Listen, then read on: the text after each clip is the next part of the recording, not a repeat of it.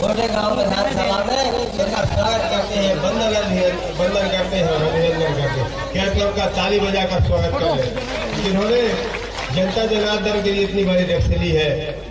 आदरणीय बड़े भाई साहब, मध्य प्रदेश शासन के वरिष्ठ मंत्री, आदरणीय वरिष्ठ नेता कैलाश सोनी जी, आदरणीय पूर्व मंत्री जालम सिंह जी पटेल, आदरणीय जिला के अध्यक्ष अभिलाष जी एवं समस्त मंच, समस्त गोटे गांव विधानसभा की जनता जनार्दन सभी को प्रणाम, जय श्री राम। जैसा कि आप सब जानते हैं, आप लोगों जैसे जब भी कार्यकर्ता को विधायक बनाया, वैसे ही मध्य प्रदेश में डॉक्टर मोहन यादव जी की भारतीय जनता पार्टी की सरकार बनाई। आपसे निवेदन करना चाहते हैं, 19 तारीख को 3 नंबर के सामने की बटन दबाकर माननीय प्रधानमंत्री जी के साथ मौजूद करना है और यहाँ से माननीय भगत सिंह जी कुलस्ते जी को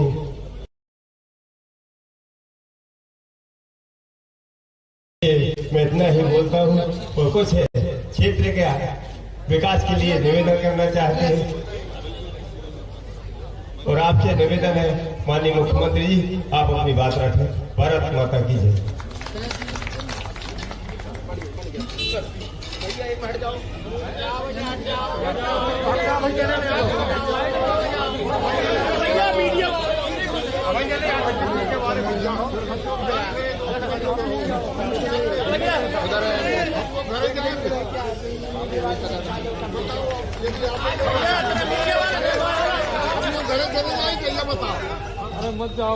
बोले भारत माता की, भारत माता की। आज के वैसे तो जो मान के चले, कैलाश सिंह जी साहब सही कह रहे थे, हेलीकॉप्टर उतरने को तैयार नहीं था और हमारा हेलीकॉप्टर जबलपुर के लिए उड़ चला था।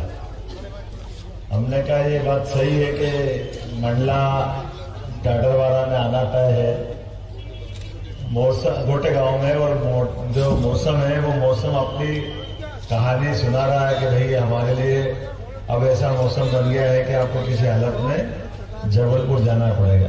पूरे भाई साहब कह रहे हैं मौसम हारा और मोहन जी जीत गए। जोरदार ताली बजाओ कैलाश भाई साहब के लिए, पूरे मंच के लिए।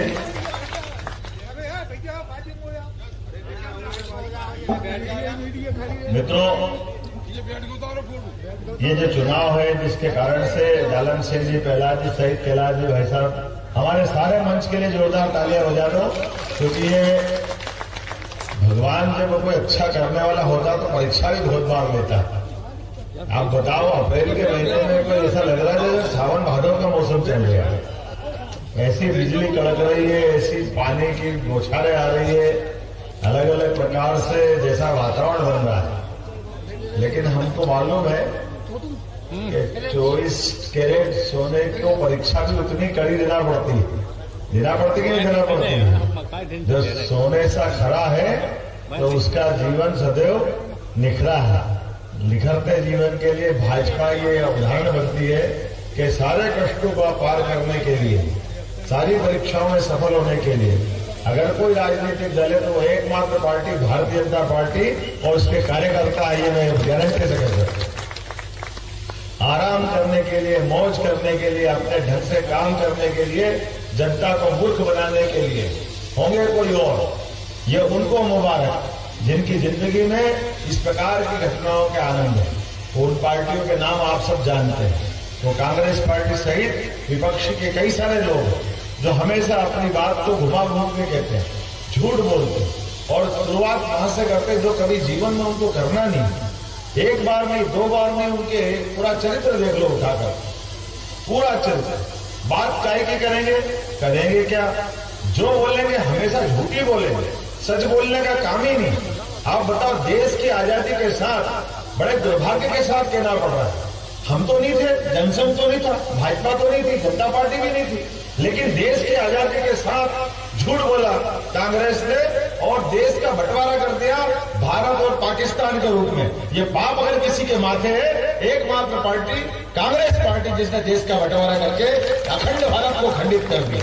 जो कांग्रेस अंग्रेज नहीं कर पाए वो कांग्रेस ने करके दिखा दिया।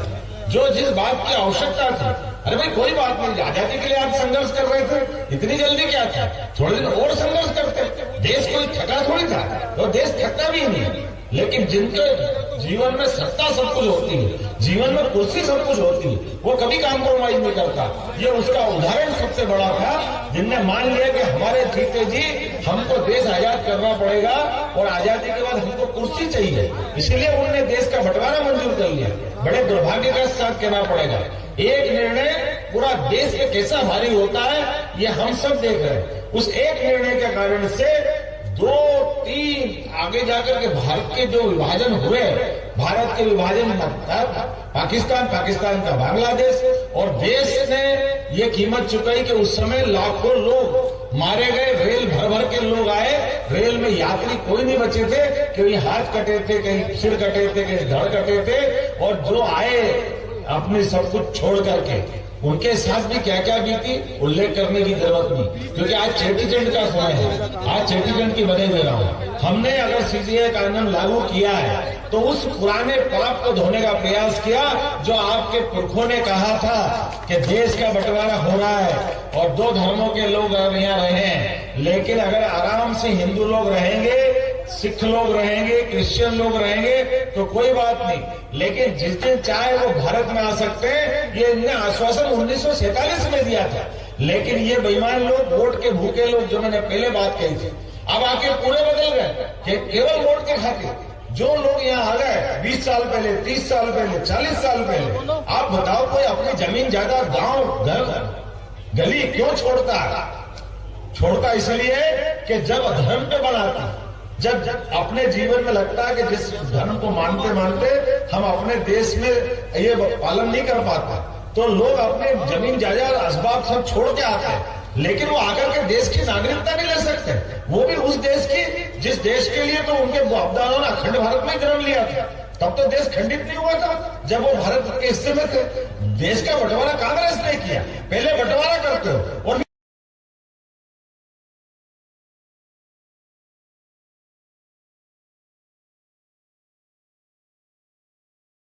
बर्दाश्त नहीं करेंगे। जोरदार ताली बजाओ माननीय नरेंद्र मोदी जी के लिए, जिन्होंने कदम कदम पे कहा कि मैं सरकार अगर चला रहा हूं तो सरकार चलाने के लिए इस टाइप की बातों के लिए मेरे पास समय नहीं है, इन सारे इस तरह की बातों को सहन करना मोदी के लिए बर्दाश्त नहीं। और केवल मोदी सिंबॉलिक है, लेकिन हर भाजपा कार्यकर्ता की आत्मा ये कहती है कि जहां देशभक्ति का प्रश्न उठेगा, जहां हमारे देश के अंदर ऐसे उमड़ते उमड़ते प्रश्न रहेंगे जिसमें सनातन संस्कृति पे कोई उंगली उठाएगा, हमारे लोग बर्दाश्त करने वाले नहीं है। अरे तुम तो क्या अंग्रेज के पहले मुगल कई आए और कई गए, लेकिन भारतीय सनातन संस्कृति का बाल बाका नहीं कर पाए। हमें इस बात का गर्व है और भारतीय जनता पार्टी उस मार्ग में चलना चाहती है। कदम कदम पे हम अपने एक नहीं कितने प्रमाण देंगे और कदम कदम पे कांग्रेस के वो पाप हम गिनाएंगे जिसके कारण से देश का बंटवारा भी हुआ, और बंटवारे के इतने बड़े घाव के बाद भी वो जन्म रख दिए, वो बीमारी रख दी, जिसके कारण से देश में बाद के समय में क्या हुआ आप देखो। 2 उदाहरण आपके लिए पर्याप्त करेंगे। धारा 370 देश की आजादी के साथ, आजादी के पहले भी मुस्लिम लीग के कारण से देश ने कितने दर्द सहे थे, लेकिन जान करके एक पूरे राज्य को 370 दे करके मौत के मुंह में धकेल करके हिंदू मुस्लिम खाई खड़ी करते हुए केवल वोट की खातिर एक पूरा राज्य खतरे में डाला। हमको सबको इसका कष्ट था। हमारे तो संस्थापक अध्यक्ष ने अपने प्राणों की आहुति दी और उन्होंने कहा कि ये गलत मार्ग है, और काल के प्रवाह में वो सिद्ध हुआ।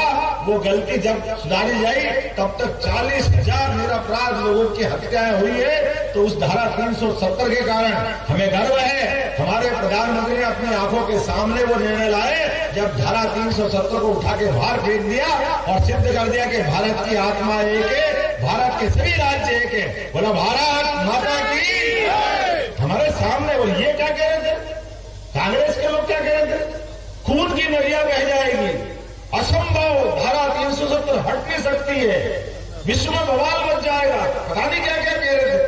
क्या हो गया, एक पत्ता भी नहीं खड़का, कहीं कुछ हुआ क्या, कहीं कुछ किसी को मालूम पड़ा क्या? बोलते रहो तुमको जो बोलना, लेकिन तुम्हारी बोल दुनिया में खुल गई। आज सबके बीच नंगे अगर कोई हुए तो कांग्रेस के लोग हुए। और दुर्भाग्य की बात, अभी इनने न्याय पत्र दिया है उस न्याय पत्र में फिर उस दर्द को खड़ा किया। बीमारी का इलाज तो कर नहीं सके, बार बार घाव को कुरेदने का काम अगर कोई कर रहा है तो कांग्रेस के लोग कर रहे हैं। मित्रों, हमारा ये चुनाव इन सबसे लड़ने का चुनाव है। मुझे इस बात की प्रसन्नता है, ऐसे बदलते मौसम में भी ये देशभक्त लोग जो यहाँ मौजूद है, ये भाजपा का झंडा लेकर हम जो जा रहे हैं, हम अपने लिए नहीं जा रहे हैं, लेकिन देश के लिए जा रहे हैं। देश के इस बदलते माहौल में देशभक्ति के आधार पर लड़ने वाले कोई और लोग हैं, और देश के अंदर देश का बंटवारा कराने के लिए, देश के अंदर भ्रष्टाचार करने के लिए, देश के अंदर हिंदू मुस्लिमों को लड़ाने के लिए, आप बताइए 500 साल का संघर्ष था जो सोमनाथ के मंदिर में हुआ था, वो भी तो कांग्रेस के नेता ने किया था। सोमनाथ के मंदिर का प्राण प्रतिष्ठा तत्कालीन कांग्रेस के नेता और उप प्रधानमंत्री सरदार वल्लभ भाई पटेल ने करके दिखाया था। उन्होंने कहा था कि मोहम्मद गजनवी ने अगर सोमनाथ का मंदिर तोड़ा है, जब हम गुलाम थे हम कुछ कर नहीं सकते थे, लेकिन देश आजाद हो गया तो एक कलंक मिटाने का टाइम है, और उन्होंने वो कलंक मिटाया था। जोरदार ताली बजाओ सरदार वल्लभ भाई पटेल। और ये हमारी भारतीय जनता पार्टी की उदारता है। हमने कहा कि हम दलों की सीमा से ऊपर उठ करके देश के लिए जो बेहतर करता है उसको सिर माथे पे लेते हैं। इसलिए सरदार वल्लभ भाई पटेल को भारत रत्न भी देते हैं, और उनकी प्रतिमा लगा के दुनिया में उनका जितना बड़ा काम है, दुनिया को परिचित कराने का काम करते हैं। हमारे लिए कांग्रेस के नेता से ये सवाल नहीं है। आजादी के समय सरदार वल्लभ भाई पटेल ने जो काम करके दिखाया, इससे बड़ा उदाहरण क्या होगा। 600 की 600 रियासतों को भारत में मिला करके भारत का जो वर्तमान का नक्शा है और भारत के आपस में राज्यों के केंद्र के संबंध है, उसको स्थापित करने का कोई काम किया किसी ने, तो सरदार वल्लभ भाई पटेल ने क्या। जोरदार तालियां बजाओ, हम उनको सिर माथे में बिठाते हैं। और इसीलिए हम नेहरू जी के लिए कहते हैं, नेहरू जी के सिर पे वो पाप है जब उन्होंने 370 लगाई थी। नेहरू जी के मन पे और उनके अपने कार्य से वो पाप है जो 1962 में चाइना के साथ उन्होंने हमारी भारत के लिए क्या स्थिति बना दी। लगभग 1 लाख किलोमीटर जमीन अगर हमारे हाथ से गई तो भारत के अंदर एक कलंक किसी के माथे, तो कांग्रेस के पहले प्रधानमंत्री के माथे। ये आज हम बात करते हैं तो हमारे को कहते हो कि आप क्या कर रहे हो, आप संविधान में संशोधन करने की बात करके देश में पता नहीं कितने प्रकार की बात करते हो। हाँ, हम संविधान में संशोधन करके धारा 370 को उठा के फेंकते हैं। ये हमारे अपने लिए देश के अंदर जो हो सकता है वो हम सब करेंगे। हाँ, हम संविधान की बात करते हुए संविधान में सर्वोच्च पावर सुप्रीम कोर्ट को दी, और सुप्रीम कोर्ट ने निर्णय किया था कि धारा 370 भी खराब है और धारा 370 के मामले में वो कर नहीं सकते। लेकिन ये लोकसभा और राज्यसभा का मामला था, जब बहुमत होगा हम बदल देंगे। हमने वो करके दिखाया। आपने ही सुप्रीम कोर्ट का निर्णय बदला था। कांग्रेस ने निर्णय किया कि हमारे इस देश के अंदर जब सुप्रीम कोर्ट ने निर्णय किया कि मुस्लिम बहनों की जिंदगी खराब करने के लिए 3 तलाक का कानून खराब है, लेकिन दुर्भाग्य के साथ कहना पड़ रहा है जितनी मेजोरिटी आज मोदी जी को है, इससे भी ज्यादा मेजोरिटी राजीव गांधी की सरकार को थी। 415 इसको कहते 415 सांसद। लेकिन इतनी प्रचंड बहुमत के बाद भी अगर सुप्रीम कोर्ट को लज्जित करने का काम किसी ने किया है तो कांग्रेस की सरकार ने किया है। सुप्रीम कोर्ट ने तो निर्णय दिया कि भैया 3 तलाक खराब है, मुस्लिम बहनों की जिंदगी खराब होती है, इसको बदल दो। लेकिन कांग्रेस ने बहुमत के बलबूते पर सुप्रीम कोर्ट का निर्णय बदल दिया। ये जनता भूली नहीं है, ये हमको घर घर बताना है। और हमारे नेता क्या कर रहे हैं, हम क्यों वोट मांगने आ रहे हैं, क्यों तीसरी बार प्रधानमंत्री को बनाना चाहते हैं, क्योंकि हमको मालूम है एक टेन्योर में नरेंद्र मोदी जी ने हमारे तमाम आतंकवादियों का और पाकिस्तान सहित जो देश के अंदर गड़बड़ी करते हैं उनको ठिकाने लगाने का काम किया। जोरदार ताली बजाओ। सर्जिकल स्ट्राइक, एयर स्ट्राइक, एला वोट 2014 का हमारा उस हाथ में गया था। दूसरा अब ये वोट हमारा गया जब हमारे प्रधानमंत्री ने सुप्रीम कोर्ट को इज्जत प्रदान की। हम जय जयकार तो लगाते हैं कि प्रभु राम की जय, अयोध्या में भगवान राम का मंदिर बनेगा, लेकिन उससे बड़ी बात अगर किसी ने की है तो उससे बड़ी बात की है हमारे प्रधानमंत्री ने। ये फैसला मोदी जी का नहीं था, ये फैसला सुप्रीम कोर्ट का था। सुप्रीम कोर्ट ने निर्णय किया कि हाँ, अयोध्या में सरयू के किनारे जय जय श्री राम, भगवान राम का मंदिर, ये सही फैसला है कि वहां राम का मंदिर बनना चाहिए। ये फैसला किसका है? सुप्रीम कोर्ट का फैसला। लेकिन उस सुप्रीम कोर्ट के फैसले को आप में तो दम नहीं था सुप्रीम कोर्ट के फैसले लागू कराने का, क्योंकि जब आपकी बहुमत तो हमसे भी ज्यादा था, आपकी पोल तो तभी खुल गई थी। लेकिन आपने उस समय भी उस सुप्रीम कोर्ट के फैसले का पालन नहीं किया और इसका तो आप सवाल ही नहीं उठते। इसके तो सारे कीटाणु जीवाणु आपने ही फैलाए थे, आप ही कदम कदम पे परेशानी खड़ी कर रहे थे। आपने भगवान राम के जन्म का और उनके पैदा होने का प्रमाण मांगा था। आपने कहा था कि क्या प्रमाण है कि भगवान राम अयोध्या में पैदा हुए। अब जनता बताएगी क्या प्रमाण है। जब चुनाव आया तो अच्छे अच्छे की हवा निकल रही है, अब भागते फिर रहे हैं, अब कह रहे हमने भी चंदा दिया है। अरे चंदा नहीं दिया, तुमने तो गलत धंधा किया है, जनता तुम्हारे से हिसाब चुकता कर लेगी। कैसी समाज, कैसी बात। आपने देखा, मुझे इस बात का गर्व है कि नरेंद्र मोदी जी ने न केवल सफलता के साथ इस भगवान राम के सुप्रीम कोर्ट के निर्णय का पालन कराया, बल्कि 33 साल पुराना जो सुप्रीम कोर्ट का फैसला 3 तलाक का था, 56 इंच वाले का सीना और मोदी है तो मुमकिन है, वैसे नहीं कहते हैं। अगर वो निर्णय का भी पालन कराया कि 3 तलाक गलत था, गलत है और गलत रहेगा, तो नरेंद्र मोदी जी ने फैसला कराया जोरदार ताली बजा करके हमारे अपने सुप्रीम कोर्ट के निर्णय का पालन कराने में। जिस प्रकार से मोदी जी ने काम किया, तो आज बदलते दौर में अब जो वोट मांग रहे हैं, आज जिसकी बात कर रहे हैं, वो क्या बात करने के लिए आया। आज हम बात कर रहे हैं दुनिया में हजारों हजार साल से भारत की संस्कृति सर्वे भवन्तु सुखिनः, सर्वे सन्तु निरामया,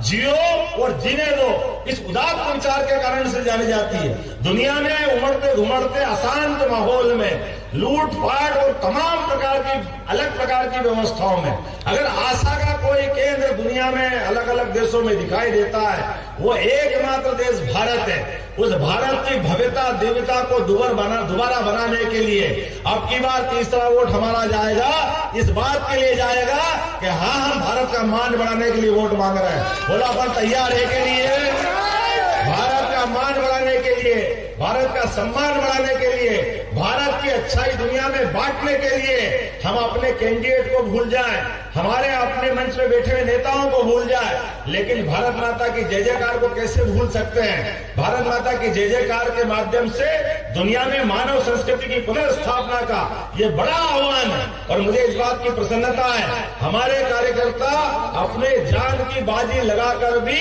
अब तो दिख ही रहा है, अब की बार और यहाँ 29 की बात भी कर लें, मध्य प्रदेश में अब की बार 29 बार, ये भी बोलो, ये भी मत भूलना, अब की बार इधर आवाज नहीं आ रही, जोर से बोलो, अब की बार हम सब मिलकर संकल्प करें। पुरानी जितनी सीटें वो तो थी, वो हम रखेंगे ही सही, लेकिन आज के इस दौर में हमारा तपाया नेता फग्गन सिंह कुलस्ते, आप बात करते आदिवासियों की, लेकिन आपने फिर मैंने कहा कितने पाप करें, वोट मांगे जिंदगी भर आदिवासी के नाम पे, लेकिन राष्ट्रपति बनाने का मौका आया, आप बदल गए, आपने आज तक नहीं बनने दिया। अगर मौका मिला है तो भारतीय जनता पार्टी के माध्यम से मिला है कि आदिवासियों के लिए कौन आगे बढ़ता है। हमें गर्व है हमारे अपने नेता पर, जो एक एक बात का विचार करके एक एक व्यक्ति के लिए काम करता है। आदिवासियों को सम्मान कैसे मिलना चाहिए, यह हमारी पार्टी ने करके दिखाया। अरे मुस्लिमों को सम्मान कैसे मिलना चाहिए, स्वर्गीय अटल बिहारी वाजपेयी जी के लिए जोरदार ताली बजाओ, अपने भारत रत्न अटल बिहारी वाजपेयी जी के, जिनने कहा कि हाँ, हम मुस्लिम को प्रेम करते हैं, उनकी योग्यता को प्रेम करते हैं, और जो राजनीति में नहीं थे वो तो मिसाइल मैन थे, वैज्ञानिक थे, लेकिन जोरदार ताली बजाओ, उनको ढूंढ ढांड के ला करके राष्ट्रपति भी बनाना पड़ा, तो हमारी पार्टी ने बनाया, हमने उदाहरण दिया। हम माता बहनों की इज्जत करते हैं, तो खाली बोलने के लिए नहीं करते, माता बहनों के लिए अगर सबसे पहले कठिनाई जंगल के अंदर इतनी बड़ी आबादी, स्वच्छता का माहौल बनाने का काम किसी ने किया तो देश के प्रधानमंत्री ने किया। तो आपने शौचालय बनाने के लिए अगर आह्वान किया तो माता बहनों की इज्जत बचाने के लिए किया, और देश की इज्जत बढ़ाने के लिए जोरदार ताली बजाओ। ये पहली बार किसी ने बड़ा काम किया। और तो और 22 करोड़ गरीब लोगों के लिए मकान, वो भी जिसका खुद का मकान नहीं है। हमारे नरेंद्र मोदी जी का स्वयं का मकान पूरे देश में नहीं है, लेकिन पूरे देश के अंदर क्या गांव का क्या शहर का कोई भी व्यक्ति हो, अगर घर का मकान उसका बन जाए, इससे ज्यादा आनंद की बात क्या हो सकती। जोरदार तालियां बजाओ, हमने अपना घर का मकान बना करके उसको अपने परिवार का हिस्सा बनाया। ये बेशरम लोग क्या कहना चाहते हैं, नरेंद्र मोदी का परिवार नहीं बसा है, अरे वाह, तुम नरेंद्र मोदी जैसे देवतुल्य व्यक्ति पे उंगली उठा करके समाज में जाने का हिम्मत कैसे कर रहे हो? जनता एक एक बात का हिसाब चुकता करेगी, एक एक बात तो कभी भूलेगी नहीं। बोला आप अपन सब तैयार हैं इस बात के लिए? ये सारा मैदान अब हमको अपने चुनाव के आखिरी चरण में पहुंच रहा है।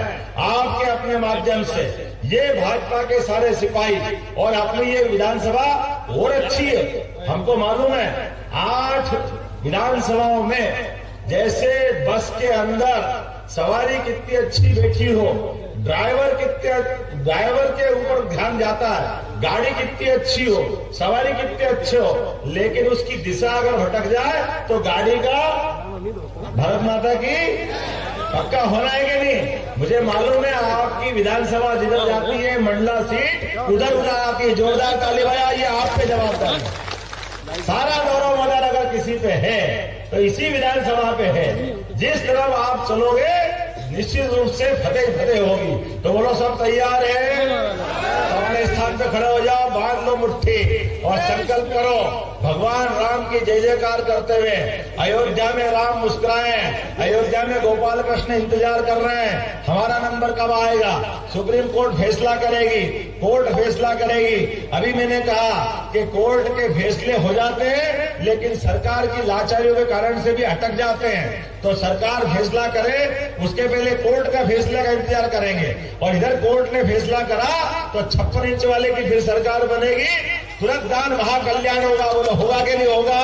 बोलो गोपाल कृष्ण भगवान की, भगवान राम के लिए, भगवान कृष्ण के लिए, सनातन धर्म के लिए, देश की आस्था के लिए, हमारी सनातन संस्कृति के लिए और उदात्त विचारों के लिए ये चुनाव अत्यंत महत्व का है। तो हम और आप मिलकर के एक एक व्यक्ति अब ये चुनाव नीचे तक पहुंच रहा है।